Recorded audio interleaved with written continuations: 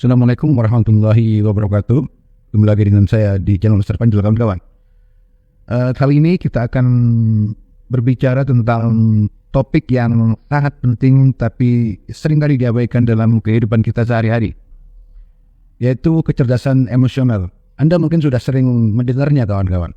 Tetapi tahukah Anda bahwa memiliki sebuah kecerdasan emosional yang tinggi ini dapat membuat perbedaan besar dalam kualitas suatu hubungan?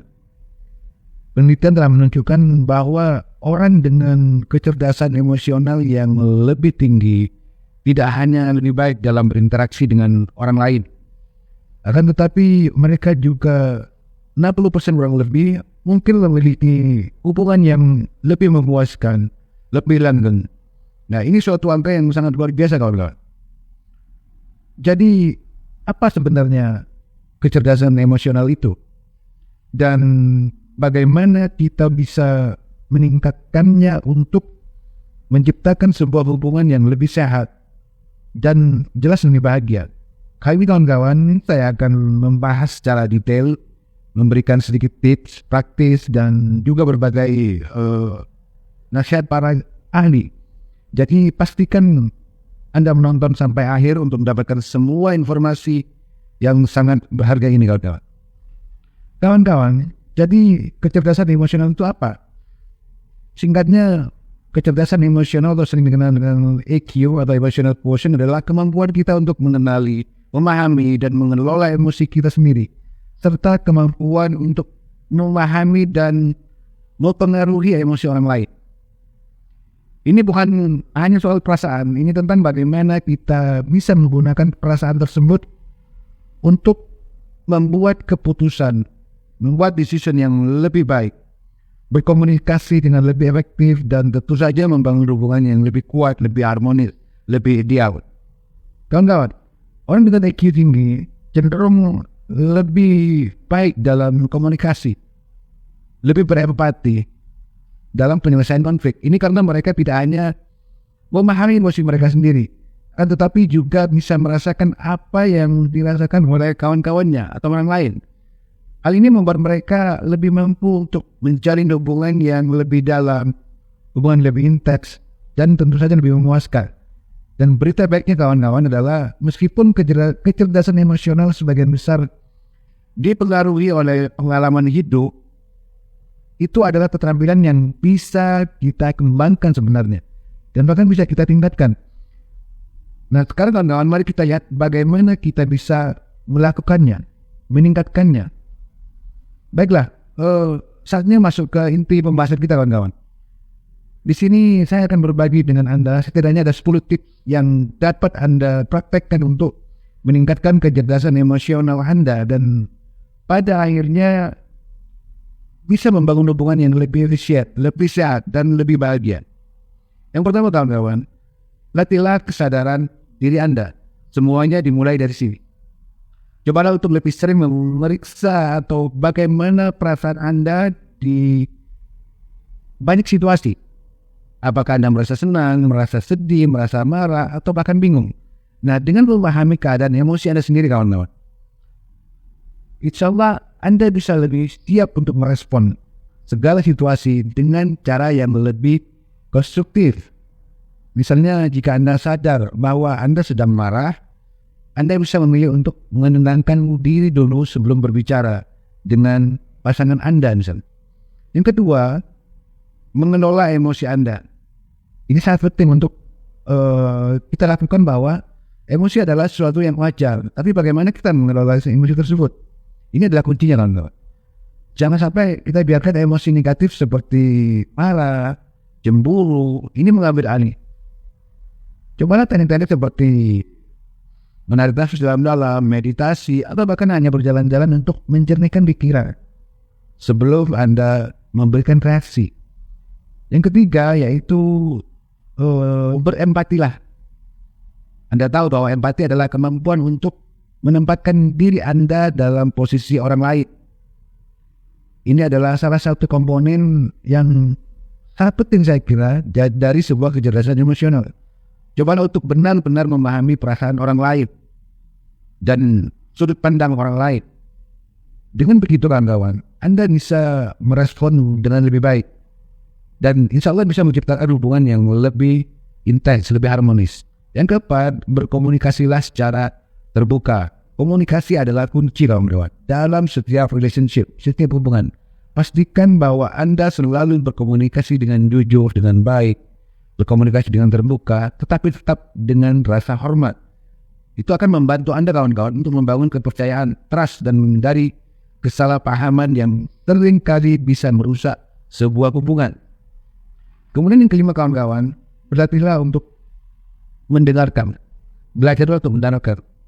Mendengar adalah keterampilan yang seringkali diremehkan.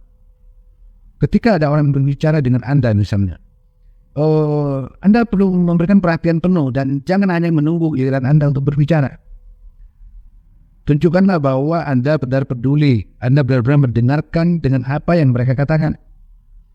Dengan memberikan respon yang empati. Kemudian selanjutnya adalah kenalilah isyarat non-verbal. Selain mendengarkan kata-kata kawan-kawan, Anda perlu juga untuk memperhatikan bahasa tubuh, gestur, nada suara, dan ekspresi wajah orang lain. Nah, isyarat-isyarat non-verbal ini kawan-kawan seringkali memberikan informasi yang lebih banyak daripada verbal sendiri tentang perasaan mereka, tentang perasaan lawan bicara Anda. Kemudian tetaplah tenang selama konflik. Ini bagian dari setiap hubungan kawan-kawan. Tetapi cara Anda menghadapinya ini sangat penting. Cobalah untuk tetap tenang dan fokus pada solusi daripada hanya ingin membenarkan sebuah argumen. Ingat kawan-kawan, tujuannya adalah untuk memperbaiki hubungan, bukan untuk membuktikan siapa yang benar dan siapa yang salah. Selanjutnya kawan-kawan, berilah rasa respect, tunjukkan respect. Jangan lupa untuk selalu menunjukkan rasa terima kasih, apresiasi kepada orang-orang di sekitar Anda, kawan-kawan Anda. Ucapan terima kasih walaupun sangat sederhana kawan-kawan. Tidak ada effort, bisa membuat orang lain merasa dihargai dan bisa meningkatkan kedekatan dalam hubungan Anda dengan mereka. Kemudian berilah batasan. Menetapkan batasan yang sehat kawan-kawan. Ini sangat penting untuk menjaga keseimbangan dalam sebuah hubungan. Jangan takut untuk berkata tidak. Jika ada sesuatu yang membuat Anda tidak nyaman mungkin. Nah, batasan yang jelas ini akan membantu Anda dan orang lain, teman Anda, berprestasi yang lebih dari hubungan itu. Kemudian mintalah feedback. Ini yang terakhir kawan-kawan. Jangan ragu untuk minta feedback, umpan balik dari teman Anda, dari orang lain, teman Anda, tentang bagaimana Anda berinteraksi dengan mereka. Ini bisa menjadi cara yang sangat efektif untuk belajar, untuk berkembang secara emosional. Jadi kawan-kawan, apa dampak semua ini pada hubungan Anda dengan lingkungan Anda?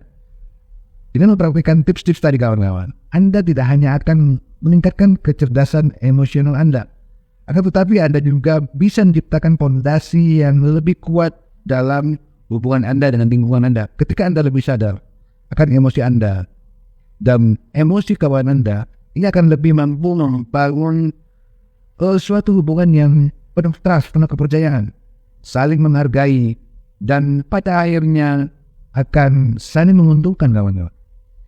Bayangkan jika setiap kali Anda menghadapi konflik misalnya, Anda bisa tetap tenang dan mencari solusi yang menguntungkan. Tentunya menguntungkan kedua belah pihak. Atau ketika pasangan Anda merasa sedih misalnya, Anda bisa benar-benar memahami perasaan mereka dan memberikan dukungan atau support yang mereka butuhkan. Nah, kawan-kawan, hubungan yang dibangun di atas kecerdasan emosional akan lebih tahan terhadap tantangan dan lebih mampu berkembang seiring berjalannya waktu. Nah, kawan-kawan, untuk memberikan perspektif yang lebih dalam, mari kita dengar kutipan dari beberapa ahli, di antaranya Dr. John Gottman, yaitu seorang pakar relationship ternama. Dia mengatakan bahwa kecerdasan emosional adalah kunci untuk hubungan yang sukses. Ia telah melakukan penelitian selama beberapa dekade kawan dan menemukan bahwa pasangan yang mampu bertahan, yang mampu memahami, dan mampu merespon emosi satu sama lain, ini lebih mungkin untuk memiliki hubungan yang bertahan lama dan yang kawat saja. Dan tentunya hubungan itu pasti akan saling menguntungkan. Kita juga bisa belajar dari pengalaman nyata kawan-kawan. Contohnya dari teman saya, seorang perempuan yang dia berhasil memperbaiki hubungannya dengan suaminya melalui kecerdasan emosional.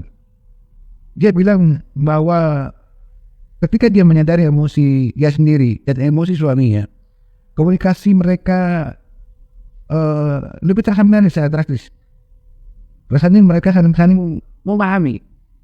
Ini adalah contoh nyata bagaimana untuk meningkatkan emotional quotient, memberi perubahan positif yang nyata dalam sebuah hubungan kawan-kawan. Baik, sebagai penutup kawan-kawan, sekaligus sebagai kesimpulan bahwa EQ atau kecerdasan emosional adalah aspek yang sangat penting yang tidak bisa diabaikan dalam membina hubungan yang sehat. Dengan menerapkan setidaknya ada 10 tips tadi yang telah kita bahas, Anda dapat mulai mengembangkan keterampilan emosional Anda dan menciptakan hubungan yang lebih baik, hubungan yang lebih bermakna, yang lebih menguntungkan, hubungan yang lebih ideal dengan orang sekitar Anda. Ingat kawan, ini adalah sebuah proses yang berkelanjutan, perjalanan, bukan tujuan. Jadi bersabarlah kawan-kawan dengan diri Anda sendiri saat Anda tumbuh dan saat Anda belajar. Sebelum kita mengakhiri pertemuan kita kali ini kawan-kawan, saya ingin mendengar dari Anda, dari semua tips yang saya bagikan tadi, mana yang menurut Anda paling berkesan atau paling relevan dengan Anda. Untuk Anda coba tinggalkan di kolom komentar di bawah. Dan mari kita mulai diskusi dengan kawan-kawan kita yang lain tentang kecerdasan emosional dan hubungan. Dan jangan lupa untuk menonton video saya yang lain jika Anda ingin belajar lebih tentang kesejahteraan emosional dan bagaimana pengaplikasiannya dalam kehidupan kita sehari-hari. Terima kasih kawan-kawan telah menonton, silakan share dan jangan lupa like dan subscribe. Sampai jumpa di video saya berikutnya. Wassalamualaikum warahmatullahi wabarakatuh.